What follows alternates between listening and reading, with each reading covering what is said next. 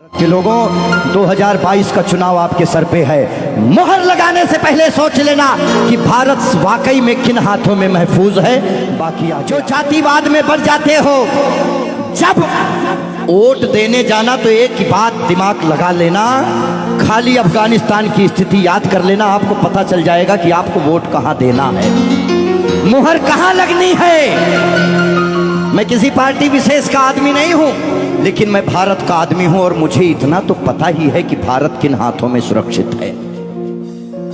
इसीलिए ध्यान से ये जो जातिवाद में हम लोग बट रहे हैं उस पे है कि मन की हल्दी घाटी में राणा के भाले डोले थे, यूं लगता है वीर शिवाजी चीख चीख कर बोले थे।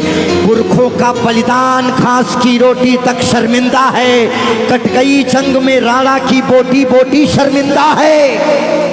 खुद अपनी पहचान मिटा दी कायर भूखे पेटों ने, जो टोपी जालीदार पहन ली हिंदू माँ के बेटों ने।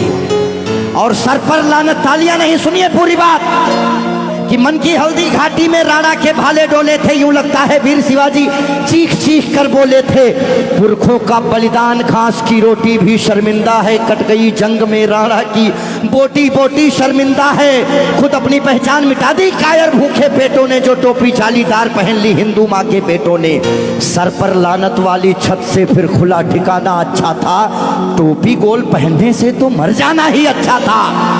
मथुरा अवधपुरी घायल है, काशी घिर गई कराहों से, यदकुल गठबंधन कर बैठा कातिल नादिर शाहों से। मुंह से आह तलक ना निकली धर्म ध्वजा के फटने से, कब तुमने आंसू छलकाए गौ माता के कटने पे।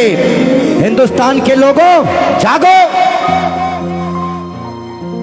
कब तुमने आंसू छलकाए गौ माता के कटने पे। जागे नहीं अगर आज हम, तो ये प्रश्न पीढ़ियां पूछेंगी। हमारे पास दो ही ऑप्शन है, या तो हम अपनी आने वाली पीढ़ियों के लिए चेतावनी बन जाएं या मिसाल बन जाएं। ना हम कश्मीरी पंडितों को भूलेंगे और ना राम भक्तों पे गोलियां चलाने वाले को भूलेंगे। ये वही भारत है, ध्यान रखिएगा। किसी बहकावे में नहीं आना है कि कब तुमने आंसू छलकाए गौ माता के कटने पे और जागे नहीं अगर हम, तो ये प्रश्न पीढ़ियां पूछेंगी। गन पकड़े हिंदुओं के बेटे और बुरके से लदी बेटियां पूछेंगी, बोलेंगी हे आर्य पुत्र इतना उद्धार किया होता, खतना करवाने से अच्छा हमको मार दिया होता। और सोते रहो सनातन वालों तुम सत्ता की गोदी में, पर सांस आखिरी तक भगवा की रक्षा हेतु लड़ूंगा मैं। शीश कलम करवा दूंगा पर कलमा नहीं पढ़ूंगा मैं, शीश कलम करवा दूंगा।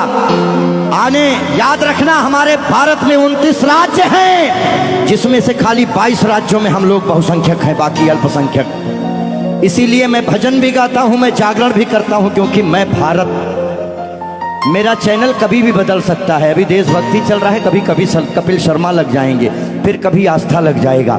लेकिन एक बात का ध्यान रखना, हमेशा हम आज़ाद कैसे हुए ये बहुत मायने नहीं रखता है, लेकिन हम गुलाम कैसे हुए ये बहुत ज़्यादा मायने रखता है। आप जानने का प्रयास करना कि ऐसा क्या हुआ होगा भारत में जो पूरा अखंड भारत गुलामी की तरफ बढ़ गया।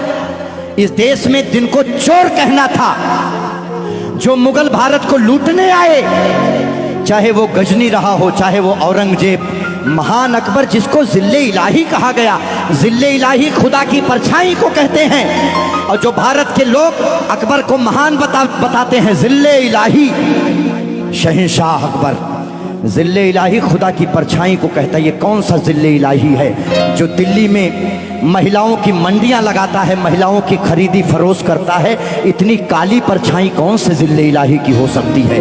इसीलिए आप अपने हीरोज, अपने बच्चों को बताओ कि ये देश भगत सिंह की वजह से, ये देश जियो तिवारी जनेऊधारी, चंद्रशेखर आजाद, ये देश मंगल पांडे, बुंदेले हर बोलों के मुंह हमने सुनी कहानी थी और खूब लड़ी मर्दानी वो तो। हमारे यहाँ महिलाएं घूंघट करती हैं क्योंकि यहाँ लुटेरे आए भारत में, लूटे, डोलियां लूटे, महिलाओं के साथ दुराचार किए, जिसकी वजह से उन्हें पर्दे में रखा जाने लगा। भारत के लोगों 2022 का चुनाव आपके सर पे है। मोहर लगाने से पहले सोच लेना कि भारत वाकई में किन हाथों में महफूज है। बाकी आगे आपकी मर्जी। बोलिए भारत माता की। आइए रोक दो भाई, इतना काफी है।